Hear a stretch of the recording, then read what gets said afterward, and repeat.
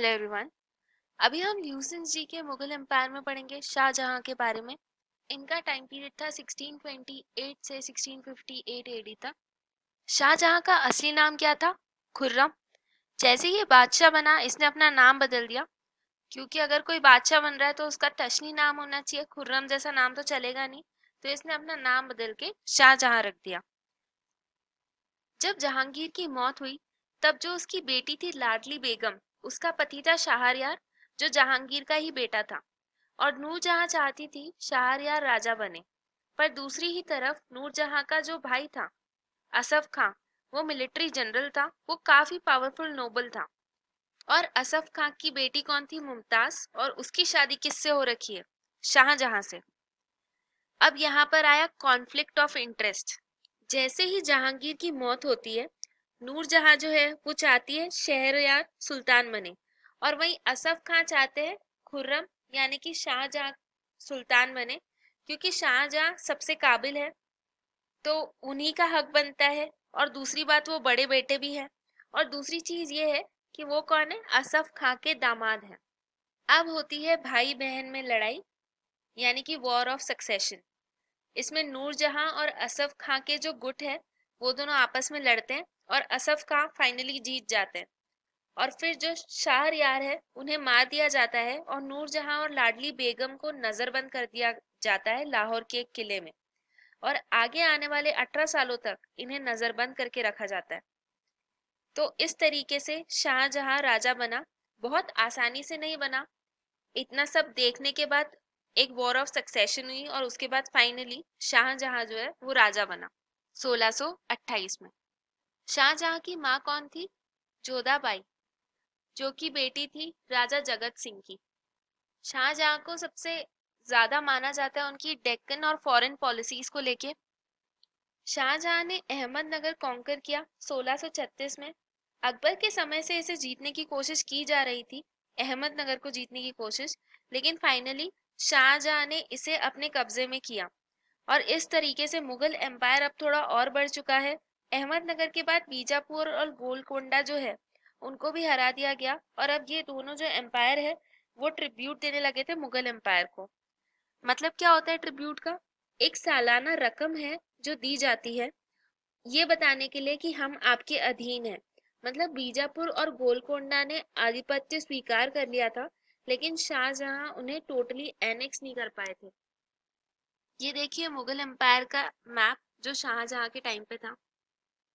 ये पूरा area Mughal empire के अंडर है।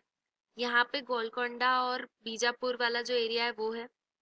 ये अभी टोटली एनेक्स नहीं किया है, लेकिन यहाँ पे आधिपत्य स्वीकार कर लिया है इन लोगों ने।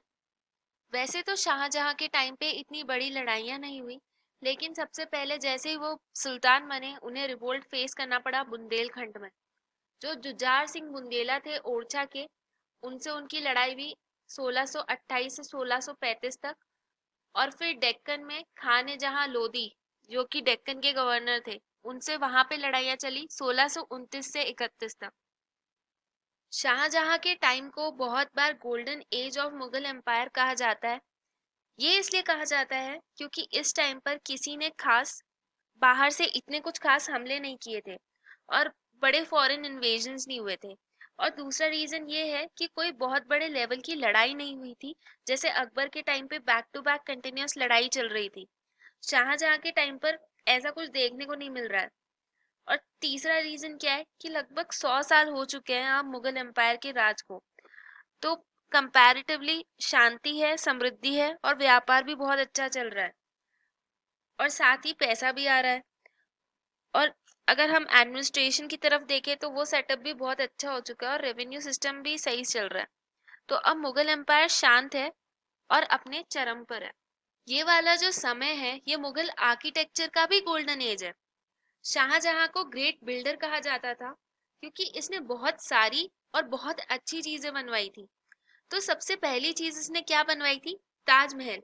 इसकी जो फेवरेट वाइफ थी मुमताज, उसकी बहुत ही जल्दी डेथ हो गई थी 1631 में। और उसके जाने के बाद शाहजहां ने यह तय किया कि एक मकबरा बनवाया जाएगा, जो खुद उसके लिए भी काम आएगा, और साथ ही उसकी वाइफ को भी वहीं दफनाया जाएगा।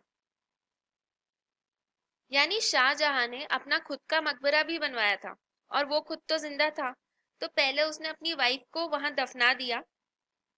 ताजमहल सिर्फ प्यार मोहब्बत के लिए नहीं बनाया गया था, ये मुगलों में एक परंपरा थी कि वो अपना मकबरा खुद बनवाते थे और उसे भव्य बनवाते थे। जितना सुंदर मकबरा, उतना ही सुल्तान समृद्ध और कुशल माना जाता था।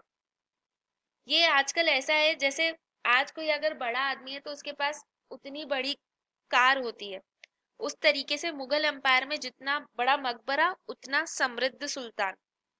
ताजमहल का ओरिजिनल नाम था मुमताज महल, और बाद में ये ताजमहल हो गया, और इसे कहाँ बनवाया गया है? आगरा में। 1631-32 को इन्होंने हराया पुर्तगालियों को। हम निजामशाही डायनेस्टी यानी कि अहमदनगर और बीजापुर और गोलकोंडा के बारे में बात कर ही चुके हैं। इन्होंने अपनी आर्मी भेजी बाल्ख में, ताकि ये नॉर्थ वेस्ट इंडिया वाला जो पार्ट है उसे सिक्योर कर सके। 1647 में किया गया था ये। अब अगर हम कांधार की बात करें, तो जहांगीर के हाथ से वो वाला जो एरिया था वो मुगलों के हाथ से चला गया था। शाहजहां ने उसे रिकवर करने की कोशिश की और वो सक्सेसफुल भी हुआ, लेकिन 3 कैंपेन्स हुए, और वो हुए अंडर प्रिंस मुराद, औरंगजेब और दारा। लेकिन 1647 में फिर से वो एरिया, कांधार वाला जो एरिया था, मुगल एम्पायर के हाथ से चला गया। शाहजहां के समय काल में आए थे फ्रेंच ट्रैवलर बर्नियर और टवेरनियर, इटालियन ट्रैवलर निकोली मनुची, और शाहजहां के टाइम पीरियड में मुगल एम्पायर की सबसे बुरी फेमाइन आई थी, सबसे बुरा सूखा पड़ा था, और उसको डिस्क्राइब किया था पीटर मुंडी ने। इस फेमाइन ने कौन कौन से इलाकों को अफेक्ट किया था? डेक्कन प्लेटू, खानदेश और गुजरात वाला जो इलाका है वो। और ये जो इंसिडेंट है ये हुआ था 1630-32 में। उस टाइम पे मल्टीपल क्रॉप फेलियर्स हो गए थे, फसल जो थी वो खराब हो गई थी, जिसके कारण लोगों के पास खाने को कुछ नहीं था, बहुत सारी बीमारियां फैल रही थी, और लोग उस जगह को छोड़ के दूसरी जगह जा रहे थे, मतलब डिस्प्लेसमेंट हो रहा था। इसमें 10 महीने में गुजरात के ऑलमोस्ट 3 मिलियन यानी कि 30 लाख लोगों की डेथ हो गई थी। इसके अलावा अहमदनगर में भी करीबन 10 लाख के आसपास लोगों की डेथ हो गई थी। शाहजहां के समय पे जो मुगल एम्पायर है वो पिनेकल पे था। उन्होंने बहुत सारी चीजें प्रमोट की related to art, culture, architecture. उनके समय में बना था रेड फोर्ट। फिर लाहौर का जो किला है उसमें मोती मस्जिद बनवाई इन्होंने। इसे दिल्ली के लाल किले वाले मोती मस्जिद से कंफ्यूज मत करना, वो औरंगजेब ने बनवाई थी। और लाहौर किले वाली जो मोती मस्जिद है वो शाहजहां ने बनवाई थी। और क्वेश्चन नॉर्मली ऐसे ही पूछे जाएंगे, अगर इससे रिलेटेड कोई क्वेश्चन आता है तो दोनों ऑप्शन दिए रहेंगे, तो आप थोड़ा सा ध्यान रखिएगा। फिर रेड फोर्ट, लाल किला, वो भी इन्होंने बनवाया। और जामा मस्जिद जो कि भारत की सबसे बड़ी मस्जिद है, वो भी किसने बनाई थी? शाहजहां ने। इसके अलावा ताजमहल को तो सभी जानते हैं। फिर इन्होंने अपनी कैपिटल शिफ्ट की थी शाहजहांबाद में, और शाहजहांबाद जो है वो इन्होंने ही बनवाया था, एक शहर दिल्ली में। जो रेड फोर्ट वाला इलाका है प्रेजेंटली, वो शाहजहांबाद था, मतलब वो शाहजहांबाद का एरिया था। लाल किले में इन्होंने 2 अलग अलग एरियाज बनवाए, एक था दीवाने आम और दूसरा दीवाने खास। दीवाने आम वो जगह थी जहाँ आम पब्लिक का दरबार लगता था, जहाँ बादशाह या सुल्तान जो है वो नॉर्मल लोगों से मिलते थे, उनकी प्रॉब्लम सॉल्व करते थे। और दीवाने खास वाला जो एरिया था वो ऐसी जगह थी जहाँ बादशाह अपने खास मंत्रियों से या खास ऑफिसर्स से मीटिंग करते थे। ये निशांत बाग है। श्रीनगर में जो निशांत बाग है वो असफ खान ने बनवाया था। और असफ खान कौन है? ये शाहजहां के ससुर जी है। बनवाया भले ही ससुर जी ने हो, लेकिन नाम किसका रहेगा? शाहजहां का। आपके शासन काल में कुछ भी हो वो सब आप ही के नाम पे जाएगा।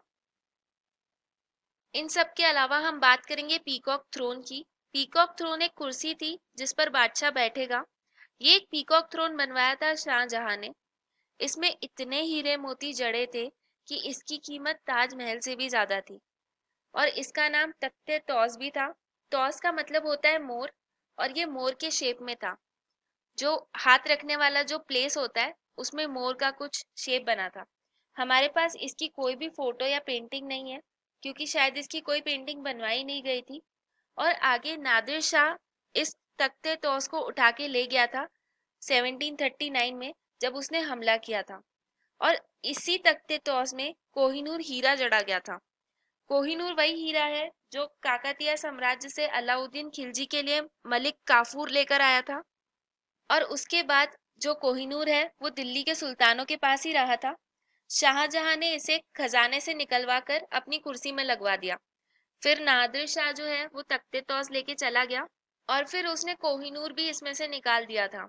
फिर वहां से ये अहमद शाह अब्दाली के पास गया, उसके बाद आगे अफगानों के पास रहा।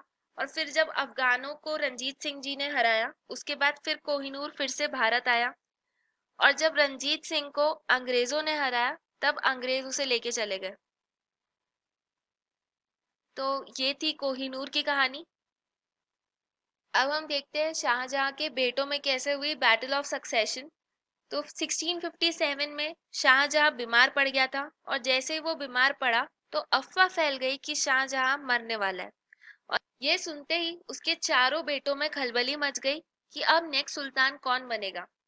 उसका पहला बेटा था दारा शिको। ये काफी उदारवादी विचार वाला आदमी था और काफी ज्ञानी भी था, एक अच्छा स्कॉलर भी था, और शाहजहां भी यही चाहता था कि नेक्स्ट सुल्तान यही बने। दूसरा बेटा था शुजा, वो बंगाल का गवर्नर था। तीसरा था औरंगजेब, जो कि डेक्कन का गवर्नर था, और इसे डेक्कन में रहते हुए बहुत सारी लड़ाइयां जीती थी। ये अपने ही पिता की तरह बहुत अच्छा आर्मी जनरल था, और ये एक कट्टर सुन्नी था, यानी दारा शिकोह से एकदम ही अलग मिजाज का था। चौथा है मुराद, जो कि गुजरात में गवर्नर था। चारों बेटे ही पिताजी जाने वाले हैं सुनते ही सक्सेशन के लिए लड़ने लगे।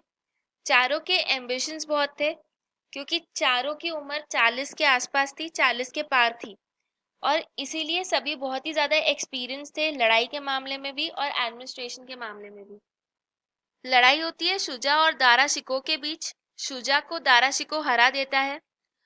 आगे औरंगजेब और मुराद एक साथ हाथ मिला लेते हैं, और औरंगजेब मुराद को बोलता है कि ये इतना बड़ा एम्पायर है, हम दोनों भाई आधा आधा बांट लेंगे, और दोनों मिलकर दारा शिकोह और शुजा को हरा देंगे।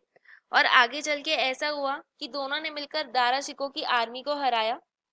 फिर जीतने के बाद जैसे ही औरंगजेब को पता पड़ा कि आगे दोनों भाई हार चुके हैं, औरंगजेब राजा बन गया और उसने मुराद को मरवा दिया।